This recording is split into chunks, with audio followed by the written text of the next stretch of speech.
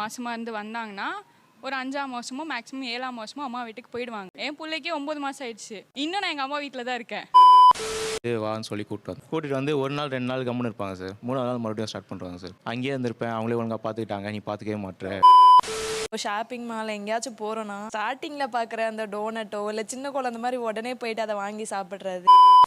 ஒரு மனுஷனுக்குள்ள இவ்வளவு வலியும் வேதனை இருந்தா அவன் இப்ப சாப்பிடுவான்.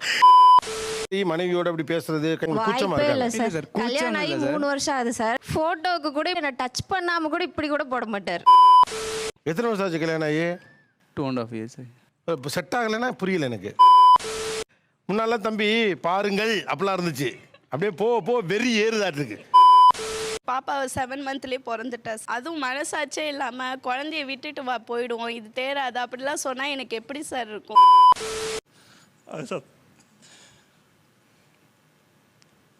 அது நான் வேணுனே பண்ணல சார். எல்லாரும் ஒன்றா இருக்கணும், எல்லாம் குடும்பமாக இருக்கணும்னு ஆசைப்படுறாப்புல. அப்படிப்பட்ட ஒருத்தரை அளவச்சு பார்க்கறதுங்கிறது எந்த வகையிலையும் சரியில்லை. Do a video call. ஏன் டூ அ வீடியோ கால்? டிஸ்டன்ஸில் தான் இருக்கும் 2 பேரும். வேற வேற ஊரில் இருக்கீங்களா? நான் சொல்றது உங்களுக்கு புரியாது.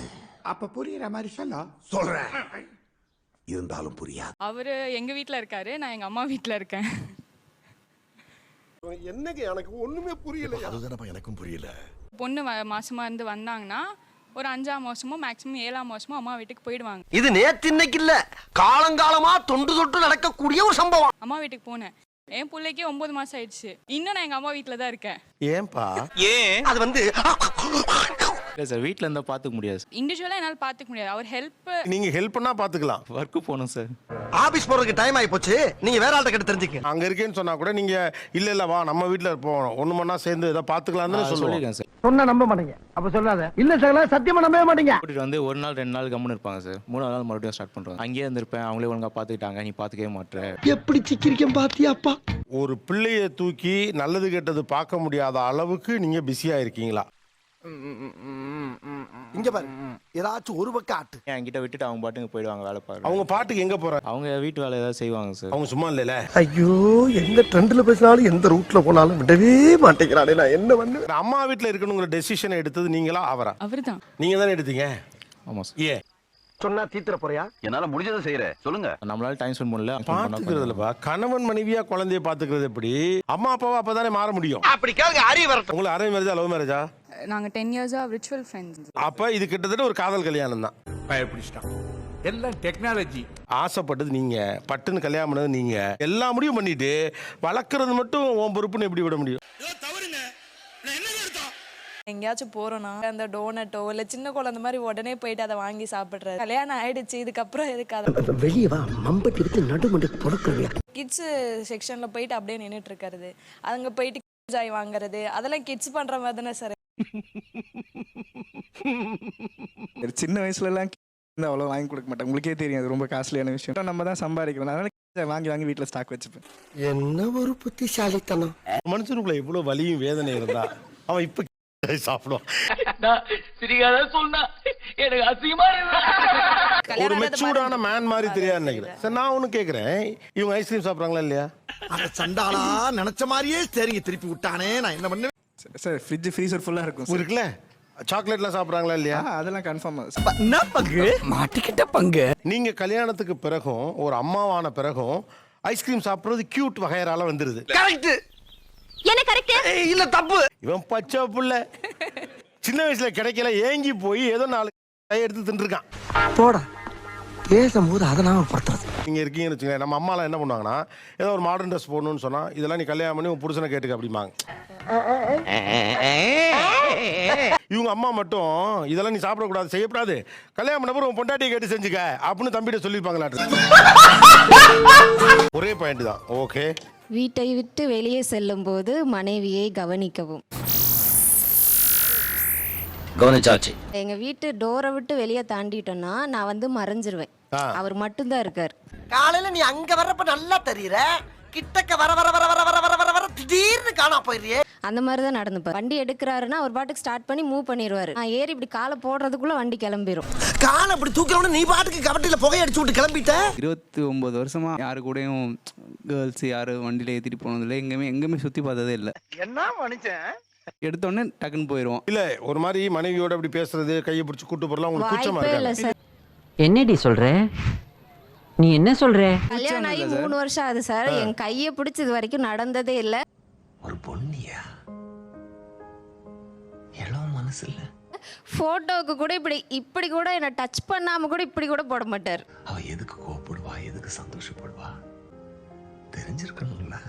நீங்க ஒரு குடும்பஸ்தன், உங்ககிட்ட உங்களோட 2 பேர் இருக்காங்க.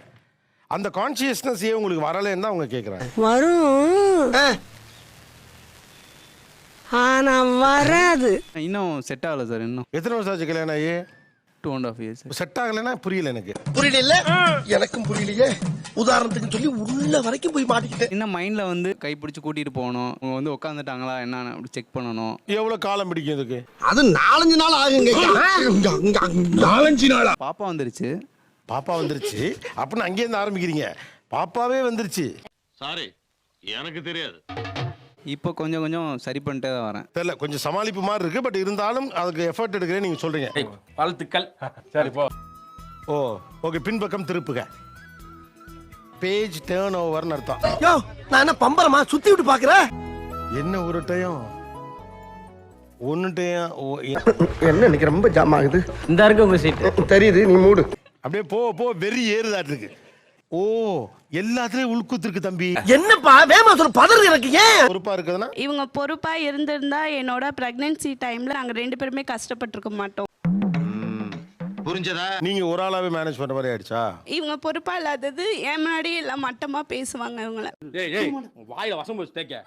ஏன் அப்படி பண்ணிட்டே இருக்கீங்க? குழந்தையா இருக்கிறது எனக்கு ரொம்ப பிடிச்சிருக்கு.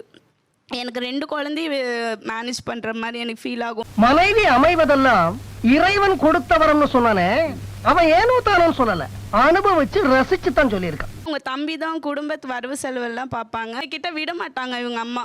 நீங்க பொறுப்பா இருந்தீங்கன்னா உங்ககிட்ட தருவாங்கல்ல. தர்றேன். சரிங்க சார். தருவானா தரமாட்டானா? எந்த ஒர்க்கும் எதுக்கு தர மாட்டாங்க. நான் ஏதாவது தப்பா பண்ணிடுவேன் சொல்லிட்டு எதையும் கொடுக்க மாட்டாங்க. அந்த பயம் தான். அதுக்கெல்லாம் நீ சரிப்பட்டு வர மாட்டேன். தாச்சி எதுக்கு சரிப்பட்டு வர மாட்டேன் நீங்களா சொல்லுங்க தாச்சி. பெர்ஃபெக்ட்டா ரொம்ப பெர்ஃபெக்ட்டா செய்வாங்க சார். இன்னுமே நம்ப மாட்டேங்கிறாங்கன்னா உங்களோட விளையாட்டு தானே. நீ மாறவே மாட்டியாடா. அது எப்படிப்பா உடம்போட ஊர்னது மாறும்? இதெல்லாம் ஒன்றும் தெரியல சார். ஒரு ஃபங்க்ஷனுக்கு போனால் போயிட்டு டான்ஸ் ஆடுறது, பசங்களோட சுற்றுறது மட்டும் தான் தெரியும். இவனுக்கு வேலை வெட்டி இல்லாதனால தான் வம்பு தும்பு பண்ணிட்டு இருக்கானுங்க. இப்போ என்ன பண்றது? ஒரு பேங்க் ஒன்று கட்டி விடுங்க, நடத்துறோம். போய் செய்ய போனாலும் ஏதாவது ஒன்று தப்பு பண்ணிடுவேன். இப்போ ஒரு இடத்த ஃபுல்லாவே ஜாலியா இருக்கும்னு எதிர்பார்ப்பேன். ஜாலிக்கு பண்ணனே. இது ஜாலியா? இது ஜாலியா? இப்போ அதை நினைச்சா எவ்வளோ கஷ்டமா இருக்கு. அது அப்போ எனக்கு தெரியல. அது நான் வேணும்னே பண்ணல சார். என்ன நான் இருக்கேன்டா வளர்ந்து. நீ வேணும்லே பண்ணலன்னு எனக்கும் தெரியும். ஆனா மாறுன்னு சொல்றேன். ஆச்சு 5 வருஷத்துக்குள்ள மாறுது.